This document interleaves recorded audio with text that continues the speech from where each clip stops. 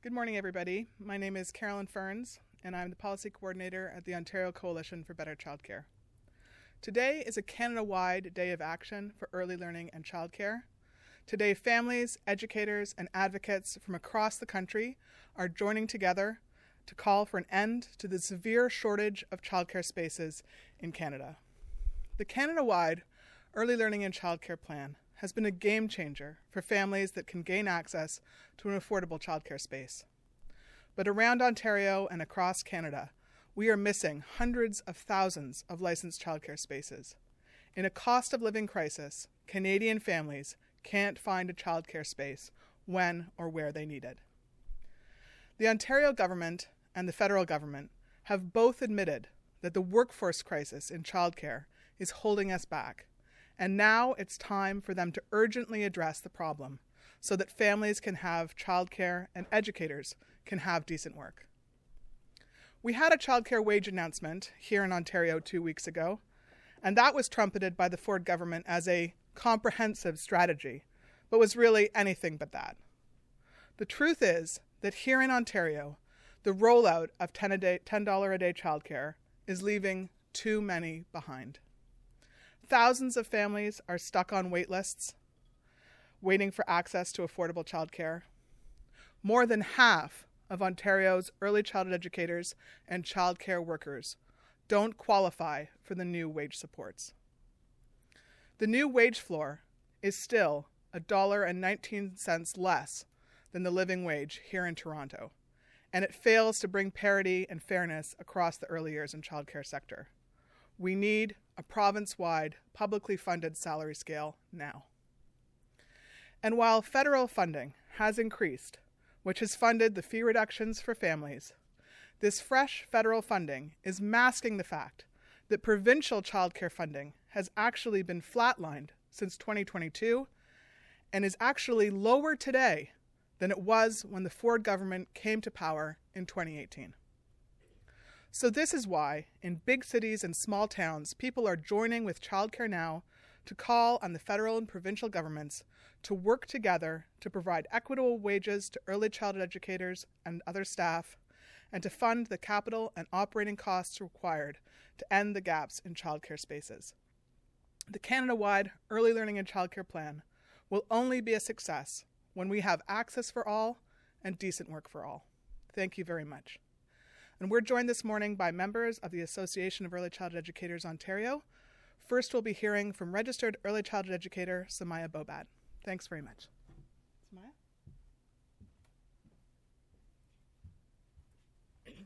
Thank you, Carolyn. My name is Sumayya Bobat. I go by the pronouns she, her, and I have been a registered early childhood educator for 2 years now. However, my journey working with precious little human beings began in Zambia 20 years ago. Although I had uncertainties about navigating the school system here, I gathered the courage to go back to school a few years after immigrating to Canada. I completed the 2 years AECEO diploma program at George Brown College. Upon graduation, I felt the need to be around children and families in spite of the fact that we were at the height of the COVID-19 pandemic. Since ECEs were needed at this time, I began working with children from infancy to senior kindergarten as an occasional supply staff. I quickly realized that the full-time staff at this local, not-for-profit childcare center had been working for over 20 years. Wow, that is a long time. It must be decent work. That's exactly where my thoughts went. While working as a supply staff, I also went back to school as a full-time student with the idea that further education would land me a full-time job working with children. I recall when I used to shut my laptop after an online class, rush to my bus, and take the subway, and go to work for a few hours so that I could pay my tuition fees. I worked 2 jobs and managed to complete the Bachelor of Early Childhood Leadership degree program with honors, a Dean's Medal, and valedictorian. Fast forward to the present, Even with my title of being the valedictorian and having higher education, I am still searching for full-time, decent work with children, families, and communities. So no matter where ECEs work, they deserve decent pay. No matter the title, position, or qualifications, everyone working in early learning and care programs deserves decent wages, benefits, and working conditions. This is connected to advocating for high quality because programs need to offer decent work to ensure the recruitment and retention of the best professionals to this vital work. The Child Care Center needs new ECEs like me, the ones who have worked so hard to prepare for a solid career in caring for children. With that being said, we are building a new Canada-wide early learning and childcare system like Carolyn has mentioned, and this system needs ECEs like me.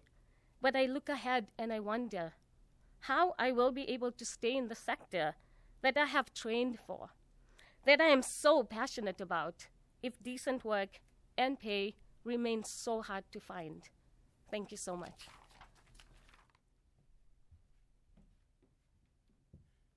Thank you so much, Sumayya. And, we hear a lot from the Ford government about the need to recruit more early child educators. Mr. Lecce has said, they have a plan to recruit. But here we have a recent graduate, the valedictorian of her class. And she's looking at the sector and wondering, can she make a living and make a life in it? And until we have decent work and pay, we're not going to turn things around. So now we're going to hear from registered early childhood educator Patricia Borges Norgueira. Patricia?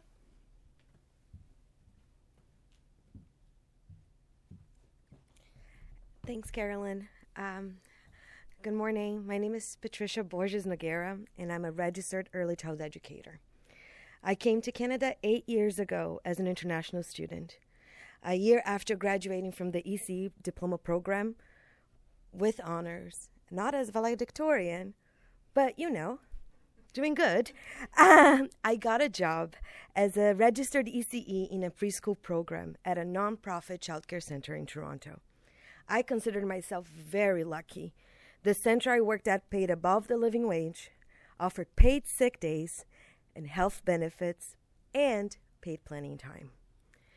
I've worked with children and families in different capacities for over 14 years, but no role brought me more joy than being a preschool educator. I especially enjoy working with preschoolers because it's a stage where kids seem to grow and change every day. Their imagination and their language are flourishing. They're curious about everything. They want to do everything on their own. They're learning how to make friends. They're learning how to feed, dress, and express themselves. So much is going on. Supporting children and their families through this stage is really complex work. It's the kind of work that exhausts us in every possible way, physically, mentally, and emotionally. Probably other ways too. I often question my professional choices, not because I didn't love what I did, but because it took so much from me. The pandemic deeply affected the way we worked in childcare. After months of closure and uncertainty, we came back to strict health and safety regulations and had to completely rethink the materials we used, the way we set up the space, staffing, everything. The ways we interacted with children, their families, and our peers had changed. A runny nose or a cough brought us a lot of stress. And if this work that I loved so much was draining before, the pandemic made all the hard parts of the job even harder. Completely burnt out, I quit at the end of summer 2021. When the time came to find a new job, a very harsh reality hit me. None of the childcare jobs I could find had all three. A living wage, which at the time was around $22 in Toronto, paid sick days, and some amount of paid planning time. I was ready to start off somewhere new, getting paid a wage that didn't reflect my knowledge, my skills, or my experience, as long as I could pay my bills. I was willing to take jobs that didn't offer health benefits or paid vacation, as long as I had some sort of paid sick leave. and I was down to work split shifts again, even though the hours are brutal, as long as I could be compensated for at least some of the time that I spent program planning, writing pedagogical documentation, or preparing curriculum. I lowered my standards to the bare minimum and still couldn't find a single RECE position in my area that met all three criteria. Heartbroken, I stopped looking for other jobs in childcare, and like many ECEs before me, I could no longer afford to do the work I love. When Ontario signed on to the Canada-wide Early Learning and Childcare Plan, I felt hopeful, thinking that now that the sector was going to receive provincial and federal funding, wages would go up. I also hoped there would be improvements that could make a career in childcare seem feasible and sustainable, like guaranteed paid sick days or a pension. But no. The Ontario Agreement didn't do any of that. It set an initial wage floor of only $18 an hour for RECEs. It was a slap in the face for many of us. As expected, this shamefully low wage floor didn't do much to address the shortage of childcare workers. In the almost 2 years since the agreement was signed, we continue to see childcare centers across the province limiting enrollment or even shutting down programs because of how dire the workforce crisis has gotten. After months of promising a workforce strategy, the provincial government announced an increase to the wage floor for eligible RECEs. Instead of going up to only $20 an hour in 2024, it's now going up to $23.86. And while this will be a welcome pay bump to those who've been earning the shamefully low wage floor, this wage increase will still benefit less than half of the childcare workforce. Even after the upcoming increase, the wage floor is still too low to re-attract educators like me who have left the workforce. I would love nothing more than to work with preschoolers again, but how can I when the wages are not even enough to survive? Thank you.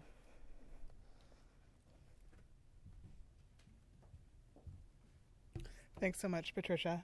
And I think we can see, we need to recruit new early childhood educators. We need to re-attract those who have left the sector. And right now, we don't have a plan here in Ontario from our government to do that. And that's what we need. And that's why we need investments from both the provincial and federal government towards supporting and paying the workforce a decent wage. We're really lucky to be joined by MPP Teresa Armstrong, who's going to be asking a question about childcare in the legislature today. As I said, this is part of a Canada-wide day of action, and Childcare Now has ensured that there are going to be questions at federal parliament and in legislatures right across the country today on childcare. So I'm going to turn it over to MPP Armstrong. Thank you.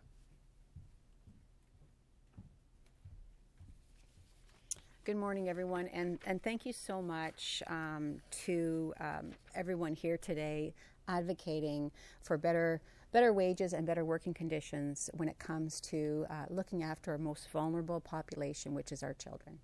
And it's so important that we do have a system and a process in place that works so that children can thrive. And what we need in order to make that happen are staff and workers that are in those facilities that actually educate and help our children, develop while they're in early childcare centers.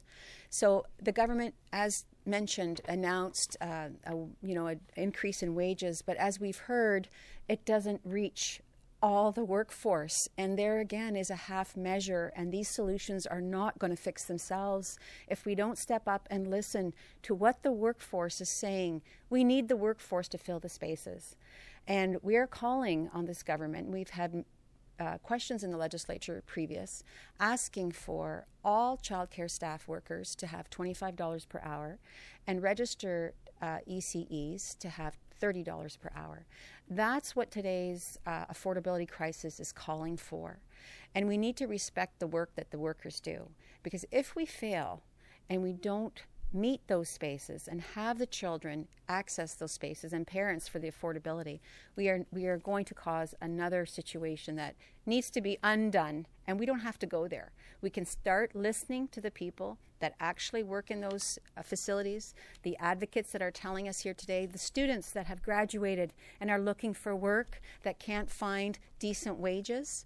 I mean, the Toronto Child Care Centre has, I believe, 16,000 children registered, but they have access to believe it's 20 or 35, I have to look, I think it's 35,000 registered spaces.